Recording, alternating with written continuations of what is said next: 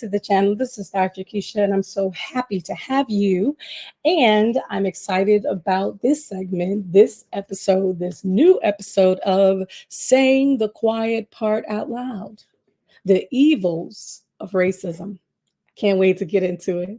We're going to feature Reggie Jackson. All right. So, of course, we're going to take a deeper dive into maybe some things that folks did know, like who is Reggie Jackson? Like, who is he? What time period are we going into? In our time travels, where are we going? But unfortunately, the evils of racism is still alive and well in 2024. But we're going to take a trip back to 1963. Believe it or not, wasn't too far away, right? Almost 60 years ago, maybe ish, maybe not even a little under 60 years. Amazing, right? That we're going to go there. We're going to have the conversation. I'm going to define some things so that we can have the broader conversation, so that we can have an understanding, so that you can walk away from this with plenty of things, information, maybe a shift in consciousness, all of the things that are necessary to be a good human in today's society. That's the goal. That's the objective. So let's hope for the best. I want to say first, please don't be afraid to like this video. Don't be afraid to subscribe to the channel if you want to see more content and that sort of thing. Just check out the archives and indulge, okay? And if you really feel motivated, share and share like.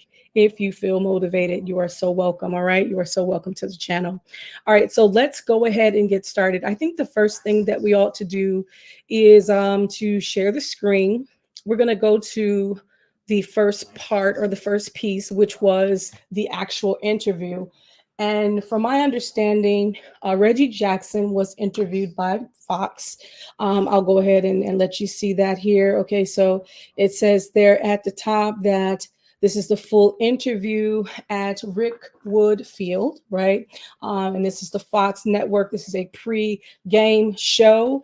And so I believe on this particular day, they were just highlighting the Negro League, all right? The Negro League. And when they saw him present for this ceremony and things, they called him up and they wanted to interview him. From what I can gather, this is from another YouTube channel. I think it was TYT. They did a segment on this, and they said that this is allegedly, because I'm not sure, but based upon the commentator, he said that he was not officially invited, but he just showed up when he found out that this is what they were doing. And so they saw him, they recognized him, so they called him up and they invited him on to have the conversation. Now, the question that triggered the conversation regarding racism was around about the 5 minute and 11 seconds mark. And so they did ask him previous questions. I do encourage you to watch the whole video. We're just going to focus on his response to the question that triggered him going back and talking about how he felt when he played in Alabama and all of the experiences that he had leading up to it, and how he honestly felt, I mean, literally, being that this is a topic, saying the quiet part out loud, he said the quiet part out loud. Okay. Most folks that are asked questions, we play coy. We're very politically correct. Oh, you know what? I know that it was a hard time during that period, but I'm so grateful for my coach and all the players. They really supported me during that time. Segregation is hard for anybody, but I'm so happy that, we got past that and we were able to win some games and make some history or whatever they thought that he was going to say, right? But he came, I don't even want to say he was out of pocket. He was all in the pocket. You know what I'm saying? He was definitely on point, okay, vibing. Okay, listen, just really just making it plain. He wanted to say what needed to be said, and he did that. They didn't cut his mic. They let that man speak, and now it has triggered a national conversation, if not international, about the days of old and current, the things that we're experiencing even right now.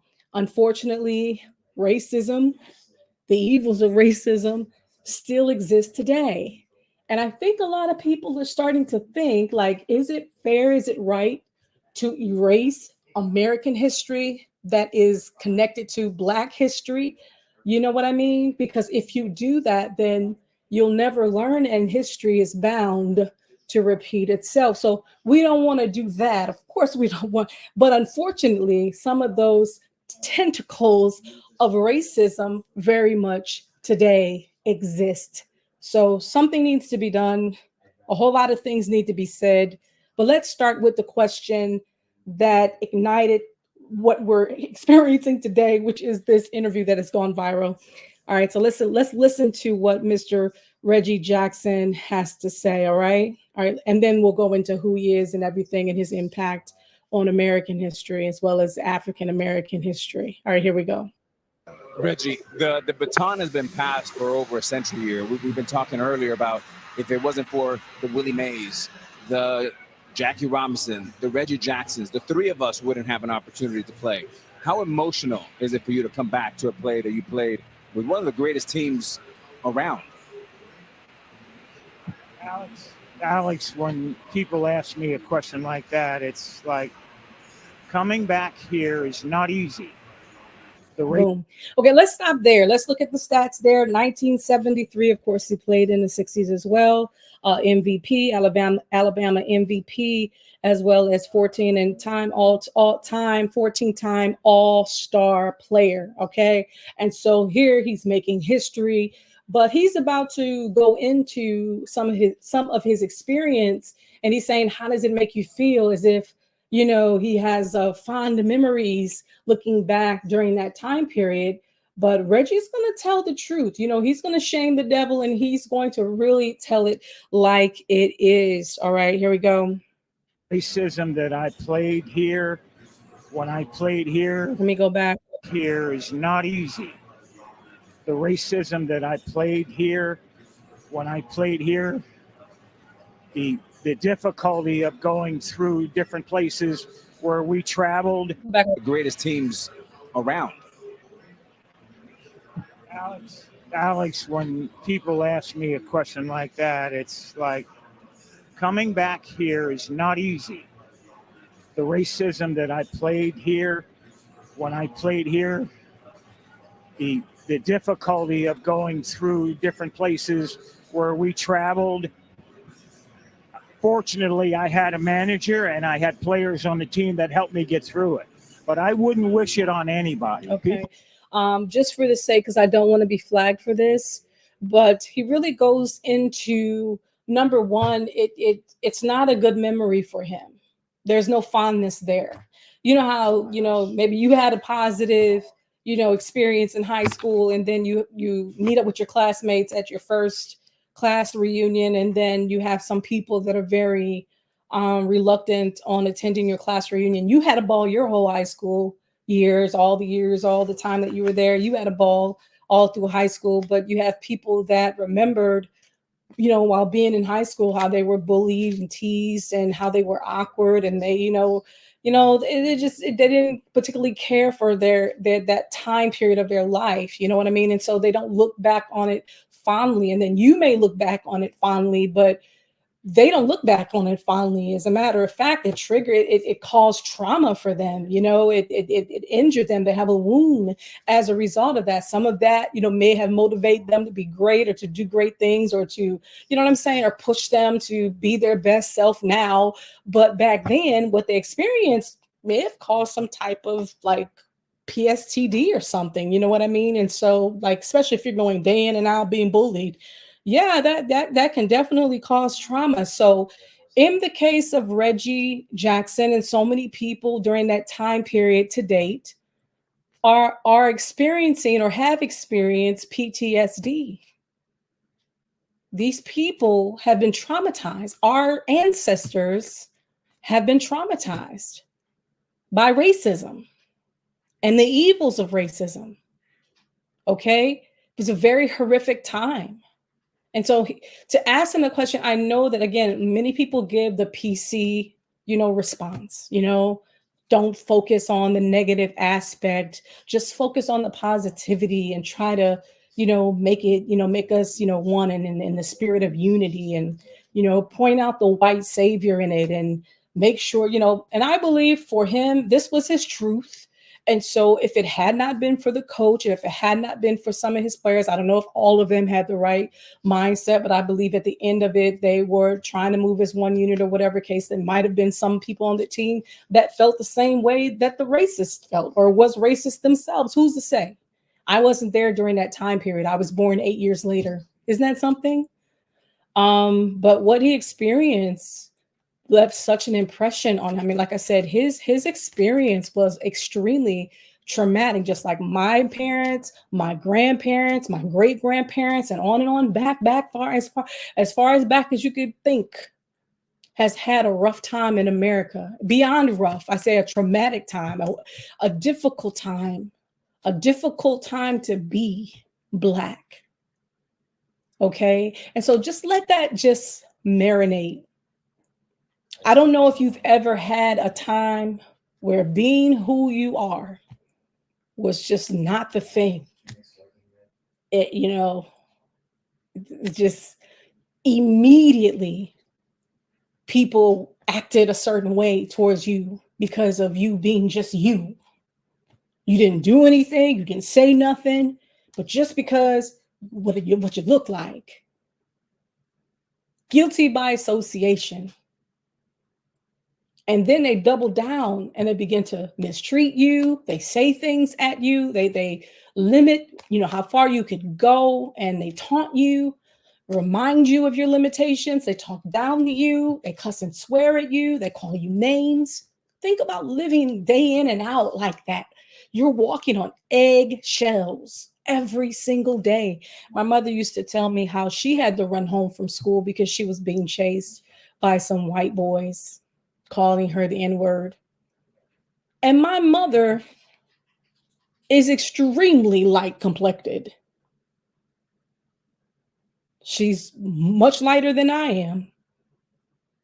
And during those days, if her hair was straight, she can probably pass. If she was extremely pale, you know what I mean? Like if she, let's say it was winter, and because during the summer, most folks with melanin, our skin, gets a little bit, get a tan, we get a natural, browning. And then she gets a little browner during the summertime, but during the wintertime, she's a lot more, And so same with me, same with one of my children, my other child, he's a little, about my complexion, maybe a little darker, but nevertheless, it's a horrific time period. So no, I'm sorry. And it's unfortunate. And I'm so glad that he didn't apologize. Like he was unapologetic about sharing this. Like, I'm like, yes. You know what I mean? Nobody had to probe him to talk about it. Like he just came out with it. That is awesome. So let's hear more of what he has to say, and then we'll go into some more information so that we'll have a complete understanding. Okay. People said to me today, I spoke, and they said, you think you're a better person? You think you won when you played here in Concord? I said, I would never want to do it again. I walked into restaurants and they would point at me and said, the nigger can't eat here. I would go to a hotel and they say, the nigger can't stay here. We went to Charlie Finley's country club for a welcome home dinner, and they pointed me out with the N-word. He can't come in here. Finley marched the whole team out. Finally, they let me in there. He said, we're going to go to the diner and eat hamburgers. We'll go where we're wanted. Fortunately, I had a manager, Johnny McNamara. Again, he's talking about the people that during that time when it got heated, when the heat was on and, the racist was out being racist and doing the most, when he was traveling and stuff. And, even while they're in Alabama trying to play ball there, it was rough, trying to desegregate teams and schools, just like even the children that trying to desegregate the schools. We've seen the little films, the short films, and the actual films and things that were captured during those moments. Like they weren't like, yes, come on in, woo, first Black girl in the school. No, no. They were trying to kill. They were spitting. threatening her. She was not accepted. No one wanted to speak to her, and she was treated poorly, not only by the kids, but by the teachers. Same here. I think, and to his credit, he did have a coach that was like, we're not going to tolerate this. If he's going to be mistreated, I guess we're all going to be mistreated. If he can't be here, I guess we all. Thankfully, he did have that person, and he had teammates that were willing to toe the line and were willing to go to bat for him, pun intended. Yeah, that's rough. So I can totally understand him, not speaking of that era with fondness and dreamy, being, oh, those were the good old. No, man, nothing good about those days. And again, he's around my mother's age. So consider what my mother carried while she carried me and while she carried my siblings. And a lot of us that are around the same age, those that are now 50, we were the children they had. They were the ones that experienced the segregation in their parents. And then their parents were very close to slavery. So yeah, please say the quiet thing out loud, because I think more people that are still present with us need to say it. They need to speak on it. I think it's important, it's tough, but it needs to be said. It needs to be said because I think that, unfortunately, only certain people will be received when they say the quiet part out loud. Not all people are received when they say it, because you have some people that say, oh, well, that was then, this is now, or it doesn't exist anymore. President Obama, hello, no more racism, poof, it's gone. It's so not true, right? It's not true. And then consider the trauma, consider the post-segregation era. Consider all that happened, because a lot of people weren't happy at the fact that there was desegregation. They weren't happy with that. So consider how they began to treat the people that were more free to move in different places in different neighborhoods. How do you think they were treated? Do you think they were embraced, celebrated? No, they didn't want to be. They didn't want them in their neighborhoods. And again, it affects you. It affects you mentally, emotionally. It affects you. It affects you spiritually, because you're fighting and you're trying not to hate back. You're trying, because you're taught. And I would say we're all spiritual beings, but Black people it's just something about. I'm just we're more religious. And so because of that, it's like we have these morals and values when it comes to our faith. And, so we really fight, the unforgiveness, and fight the hate, and the biases and the bigotry. And all of us can have those things. But racism is an institution. And so you have to have power in order to wield that. That's a whole nother conversation for another day. Let's continue to listen to what Mr. Jackson has to say. It just broke my heart to hear it, because it's a trigger. I'm sorry, it's a trigger. That if I couldn't eat in the place, nobody would eat. We'd get food to travel. If I couldn't stay in a hotel, they'd drive to the next hotel and find a place where I could stay. Had it not been for Raleigh Fingers, Johnny McNamara, Dave Duncan, Joe and Sharon Rudy, I slept on their couch 3-4 nights a week for about a month and a half.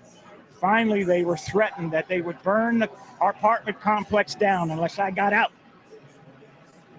I wouldn't wish it on anyone. The year I came here, Bull Connor was the sheriff the year before, and they took minor league baseball out of here because in 1963, the Klan murdered 4 Black children. Okay, so he's going to talk about the bombing in Birmingham, Alabama, the church bombing. Remember the girls that were killed during that time? This was during the civil rights, the movement, and they were, bombing churches and stuff like that. So that's what he's making reference to. Very ugly period in our history. Very ugly.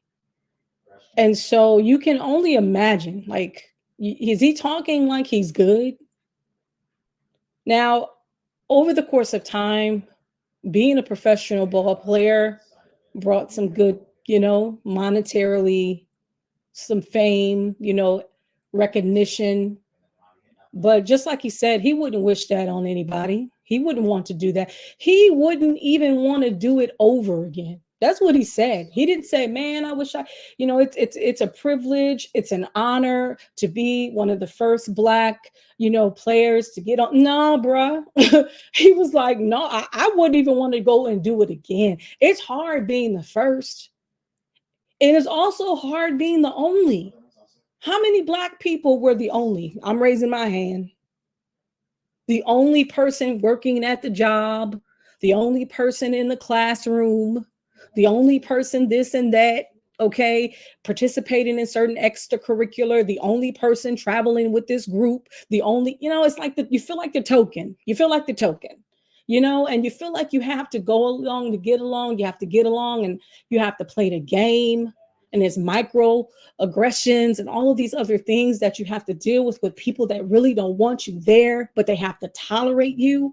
And that's why they started passing laws that said, because they try to find every reason not to admit you to colleges if you were even qualified. That's why they had those laws passed. You think it was just giving us a free? Listen, if anybody deserved to get into a school just because, it would probably be black people. Being that it was illegal, they made it illegal for black people to even learn.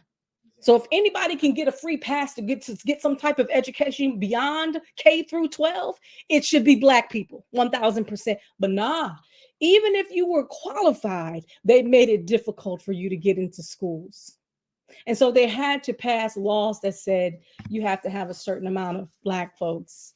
And then they opened it up and said, okay, you got to have a certain amount of white folks that were poor and they couldn't get in this school. Okay. And then they open it up. You got to have a certain amount of immigrants and certain amount of international. You got to, again, we kept the door open for so many other groups because of what we did to fight for our civil rights. And that's why when we see things or online, because the online has opened us up to a greater community of voices, of thought, schools of thoughts, of beliefs. So now we see through the interwebs, right? Through the internet, through social media, how people really feel, honey. They're saying the quiet part out loud all day, every day. So when we didn't really know, so you didn't like the fact that we were able to get into these schools because they passed those laws, and I know that it was an Asian group of kids that tried to fight and say, hey, that's against the Constitution. And they messed themselves up because, to be honest, most of the people that benefited weren't black people. And they messed themselves. That's a whole nother conversation for another day, but they messed themselves up because they were the ones that benefited after white kids, because the white kids, because of legacy, they are the ones that got those spots more so than anyone. And then after legacy, it was other groups. And then there was black people. Black people were often the last. And when they came, they were the most qualified, because unfortunately, especially during that time, just like Reggie Jackson is going to indicate, you have to be the best of the best in order to qualify to be amongst white people. Okay. It was the quiet part that wasn't said out loud, but it was the quiet part that was overstood by black people. See, we knew that, and we told our kids, and trust me, I've heard it for my daddy, my grandma, and on and on. You know, you got to make sure you got to get this and you got to have that, because if you don't, then you got to be better. You got to be faster. You got to be smarter. You got to be. That within itself is triggering. That within itself is stressful. You can't, and God forbid you make a mistake. We just didn't have the leniency. We just didn't have the grace anywhere. Okay. Anywhere. Okay. You're allowing these spaces. We'll let you in. But the moment you make a mistake, the moment you told a line, the moment you do something that I don't like, or I'll create a rule that I know that you'll violate so that I can get you out of here. They play games. They played games, and they're still playing games. Ooh, it's so much, y'all. Like I said, this right here, it triggers. It triggered. And I was hearing other people be triggered. Can you imagine how we feel? Hello, hello, somebody.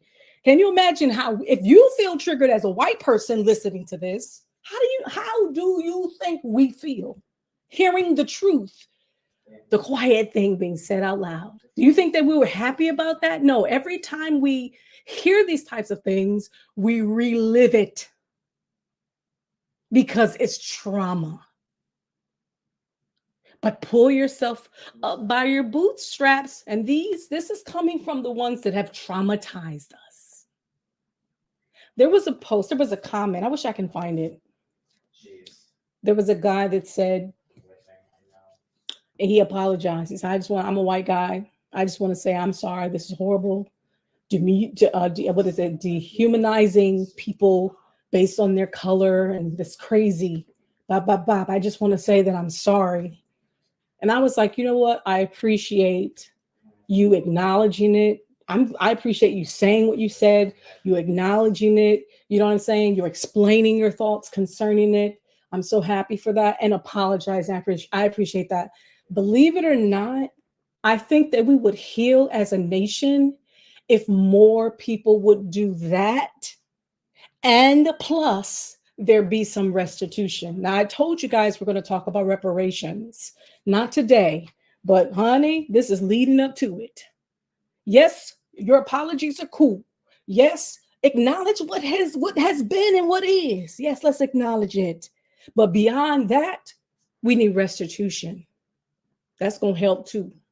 That's going to help heal, because we'll have the resources so that we can actually help our own communities get the counseling that we need, right? Get the therapy that we need, get the right kind of health care that we need, and all the other things that can heal our people from the pain that you caused us. It's not because of black on black crime. It's not because of that. It's because of what you have caused us, America, and the people in authority. So much. In 11, 12, 14 years old at a church here and never got indicted. It was there from the Klan. Life magazine did a story on them like they were being honored. Can you imagine killers being honored, not indicted, but honored for killing Black youth, from burning a church, trying to make a point? We don't want you here, and killing one of our people, and you're celebrating it? It's amazing that we're not bitter. It's amazing that we can still be in circles and spaces and rooms and still smile and still have relationships with people that are not like us, and not want to kill you, but embrace you or try to make this social experiment work. It's amazing. That's grace. That's God. Because there's no way you can treat a group of people like that and not have a person have some type of sustain or something in their heart, or disdain in their heart, a disdain, and not have that pain there. Like, and you hear me, right? You hear that? That's trauma. That's trauma that has been passed down from one generation to the next, one generation to the next. That's what I was born out of that time period. So that what my mom carried got in me. Okay. And I myself have experienced my own trauma via racism. Maybe not at the level during their time period, but it was still as traumatizing for me and scary. But that's a conversation. That's story time. Well, maybe one day we'll do story time. Who's to say? We'll see. I wouldn't wish it on anyone. At the same time, had it not been for my white friends, had it not been for a white manager and Rudy Fingers and Duncan and Lee Myers, I would have never made it. I was too physically violent. I was ready to physically fight some. I'd have got killed here because I'd have beat someone's ass. I feel you on that, Mr. Jackson List. He said, I would throw hands. Try Jesus. Don't try me. I throw hands. Listen, I get you. But, like you said, whew, it's tough.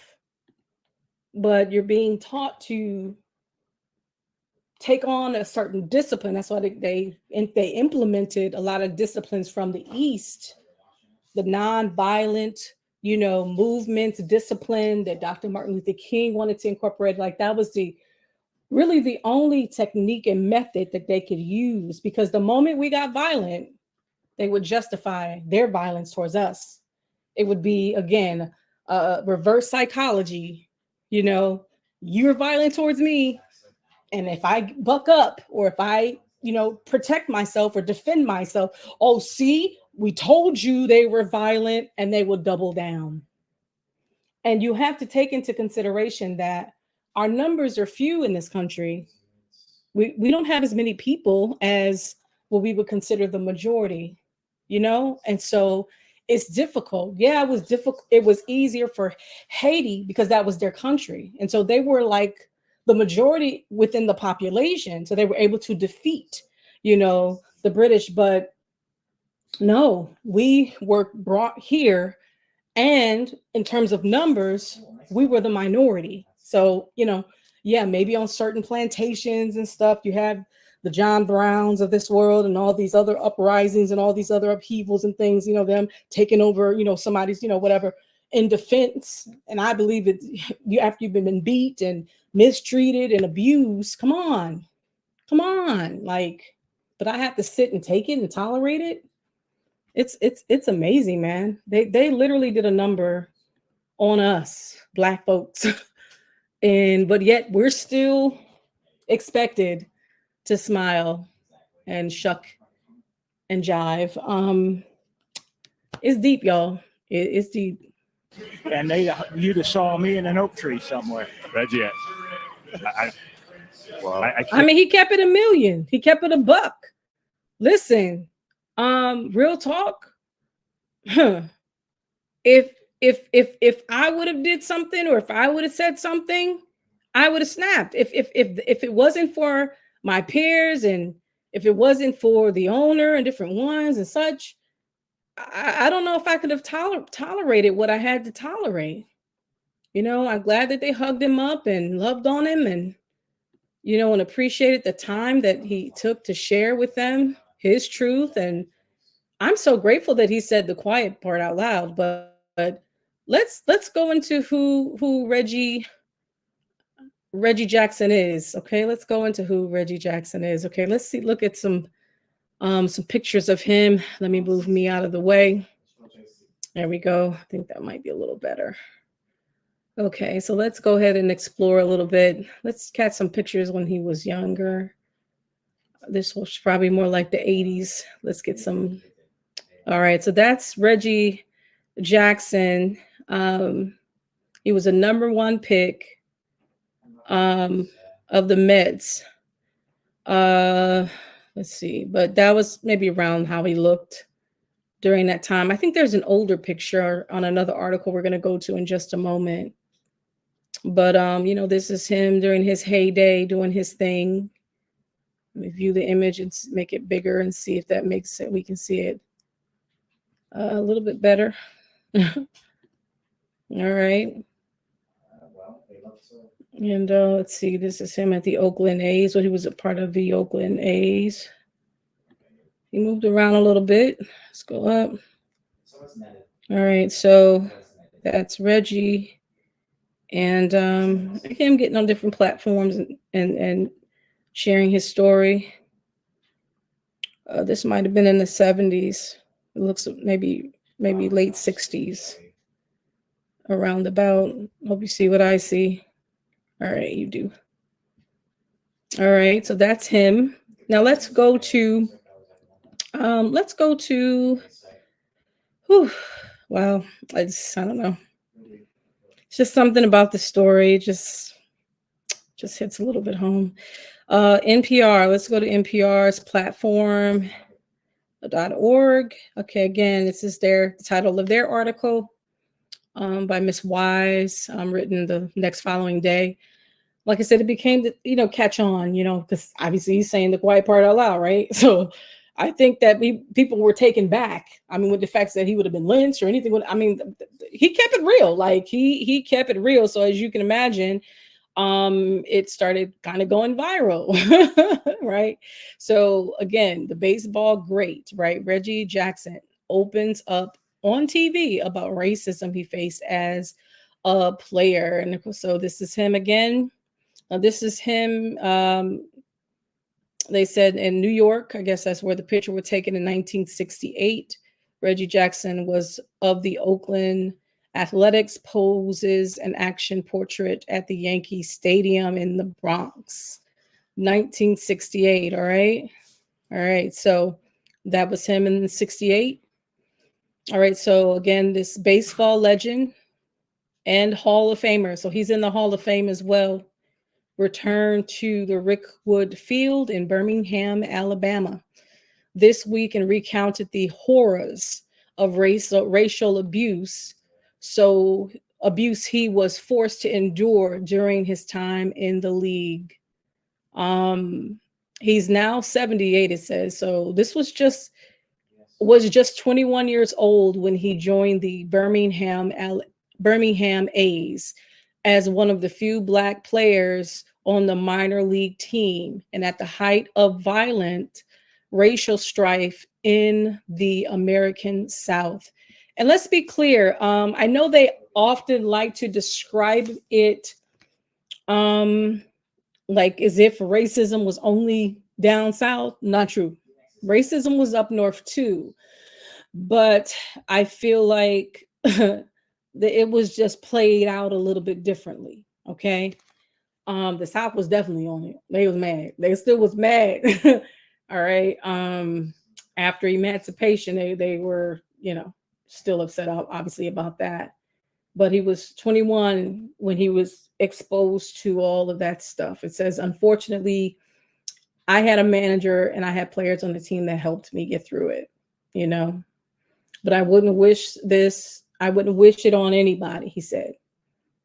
And again, this is a Fox Sports panel for the Negro Leagues tribute. Maybe they're having a tribute for the Negro Leagues. And mind you, he wasn't invited. Like he just happened to show up and they recognized him and they called him up for the interview. And this is what came of that. And that was on Thursday. Here it says, and gives us more information, that Jackson arrived in Alabama in the 1960s. The city of Birmingham was making headlines for its open abuse of Black Americans. Here he talked about Bull Connor, was a notorious city commissioner of Birmingham. Racial tensions were at a fever pitch, marking a peak with the 1963 bombing of the 16th Street Baptist Church, which claimed the lives of 4 young Black girls. And he talked about, obviously, his experiences all in the article when he walked into restaurants and they would point at him and say the N-word, he can't eat here. Or he would go to hotels and they would say the N-word, can't stay here. Listen, there was no chill, man, none. Same he recalled about the country club. And, again, the owner, they said the Major League Baseball franchise, Charlie Finley, they all was like, no, if he can't, we're not. You know what I'm saying? And I'm glad that they put their foot down, you know. Here it says, oh, and again, we heard that latter part when he said that he would have got, it would have got physical, like he would have got killed. He would not, if it wasn't for them being there for him and probably de-escalating, you know what I mean? Moments, he probably would have been killed. They protected him, you know. Here it says Jackson, who earned the nickname Mr. October for his ability to overperform. Remember, I told you, yeah, we had to in the postseason and would eventually play for 21 seasons in the majors, taking home 5 World Series. And they didn't invite him. He retired in 1987 and was inducted in the Hall of Fame. He earned it in 1993. All right, so that is Reggie Jackson's story. Let me just go to a couple of more things. Let's go into what racial segregation is. I think that this would be helpful if we kind of yeah, let's go into it. Racial segregation. Racial segregation, the practice. What is it? The practice, say it again, the practice. This was the practice of the times. The whole entire nation was in on it. Okay. Restricting people of certain circumscribed areas of residence or separate institutions. So Black people were not allowed to live in certain places. I don't know why they decide to use the verbiage like that. But Black folks weren't allowed to live they had to live in their own communities. Black people had to have their own communities. They had to have their own churches. They had to have their own parks, playgrounds, restaurants, restrooms. They couldn't even use the same restroom. They couldn't use anything that whites declared was for them. So if it was a water fountain, white people said, oh no, this is a white water fountain. You can't use this water fountain. The Black water fountain is down the street and around the corner. Okay. The bathroom is strictly for white people. The next Black restroom is 5 miles from here. They did stuff like that. Okay. Okay. So, but that's what that was. It was racial prejudice, okay, or segregation. Okay, it provides a means of maintaining an economic advantage and superiority over social classes. That's where they used it, and this is the this is the encyclopedia online. Okay, it's a social status of a political dominant group politically. In its recent times, it has been employed primarily by white populations to maintain their, I want to say, dominance over another group. You know, and that means legal and social. And then it says historically, there are various conquerors. I guess there were others that practiced this as well, and they indicated all the other people that were discriminated against as well, and that were subjected to segregation based upon their race. Racial segregation has appeared in all parts of the world where there are multiracial communities, which doesn't make it right. It says it occurred on a large scale in Hawaii, Brazil, in the United States, you know, and then it says C, Jim Crow laws. The civil rights movement was initiated by Southern Blacks in the 1950s and 60s to break the prevailing patterns of racial segregation. This movement spurred passage of the Civil Rights Act of 1964, which contained strong provisions against discrimination and segregation in voting, education, and use of public facilities. All right, and on and on. And then they talked about South Africa and apartheid, which also practiced racial segregation as well. You know, and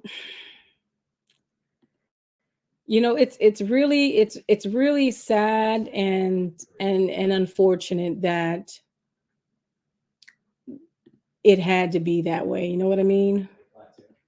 But I'm so glad that he survived. And there's some more tributes that were coming also for the. I guess the next tribute is to Maze.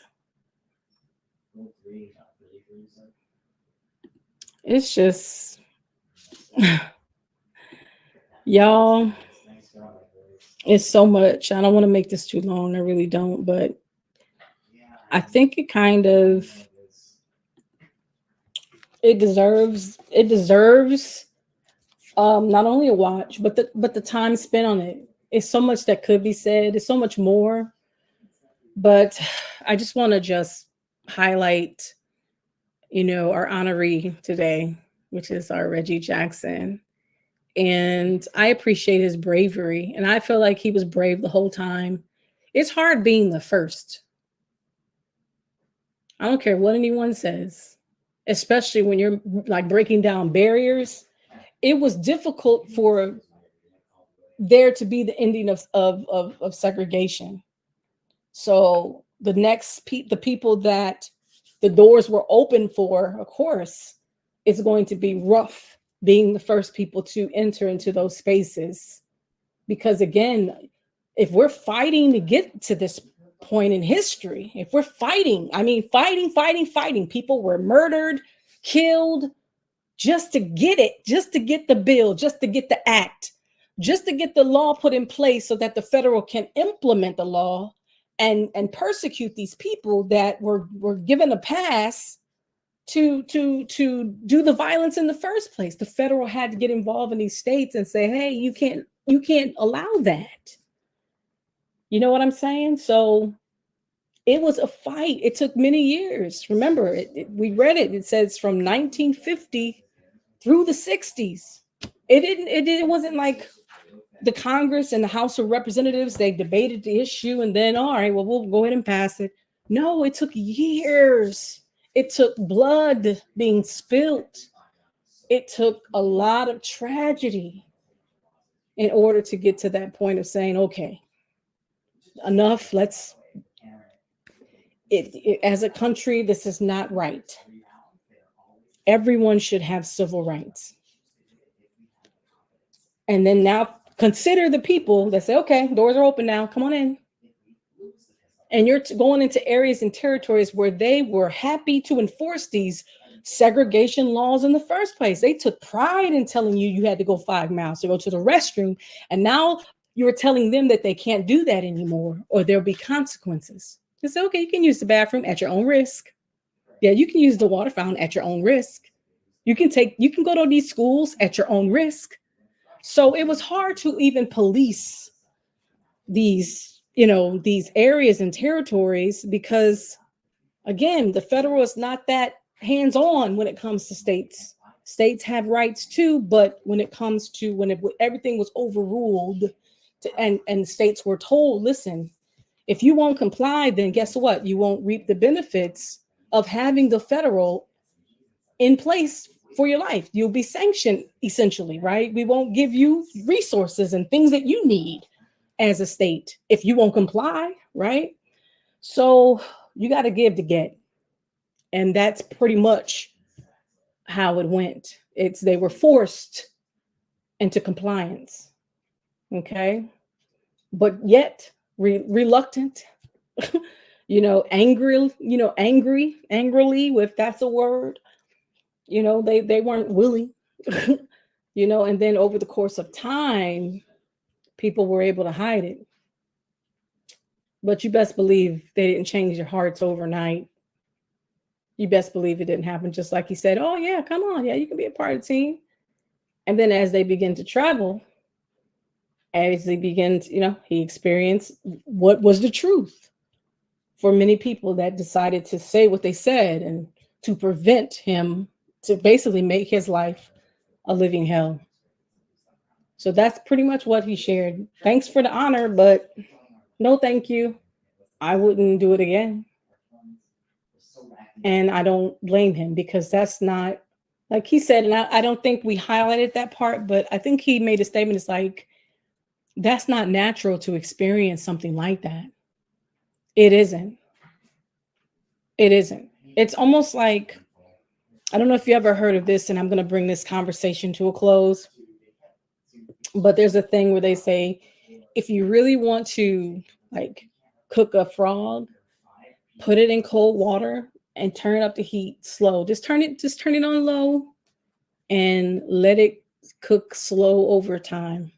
Let it cook slow over time. And eventually it'll be cooked. So what has happened is, maybe it's not as abrupt. Maybe it's not like inward, you can't eat in this restaurant. Inward, you can't sleep in this hotel. They find other ways. If that's in their heart and that's how they feel about you and it's hidden, they find other ways to slow cook you. They'll find other ways to do it. Um, yeah, that's American history.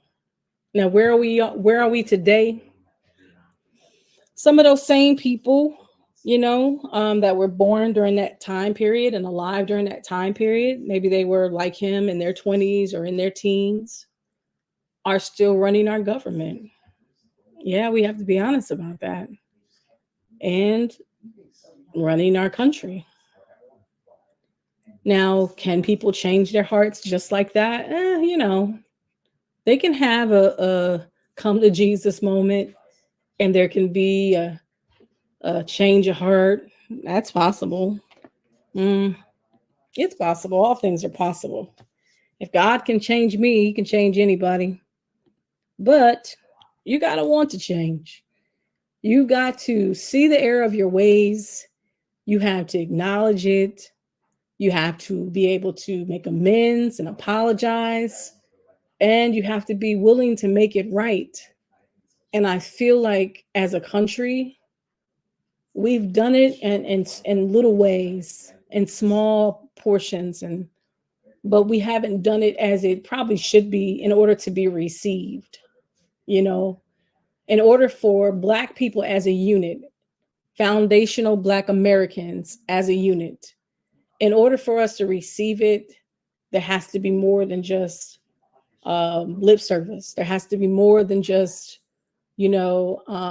honorary things that the government often does, like naming streets after Dr. Martin Luther King. I mean, that doesn't help us as a people dealing with PTSD or post-traumatic slave syndrome that comes from Dr. DeGrue. Shout out to her and her research.